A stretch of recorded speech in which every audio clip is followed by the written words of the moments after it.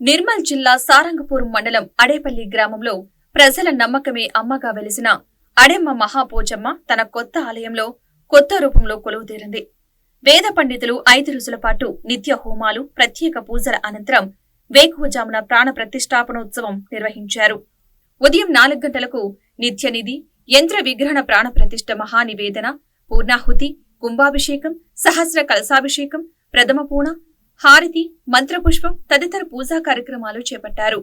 కృష్ణశిలలతో ప్రాచీన శైలిలో నిర్మించిన ఆలయంలో మహాపోచమ్మ ప్రత్యేక పూజల మధ్య ప్రతిష్ఠించారు. బ్రహ్మాండంగా నిర్మించిన కొత్త కోవెల్లో కొలువు తీరిన అమ్మవారిని దర్శించుకునేందుకు పెద్ద ఎత్తున భక్తులు తరలివచ్చారు.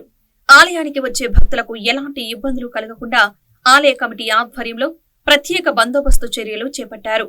విగ్రహ ప్రతిష్టాపన సందర్భంగా ఎలాంటి అవాంఛనీయ సంఘటనలు చోటు చేసుకోకుండా ఎస్పీ జానకి షర్మిల ఆదేశాల మేరకు ఏఎస్పీ అవినాష్ కుమార్ ఆధ్వర్యంలో పోలీసులు భారీ బందోబస్తు నిర్వహించారు.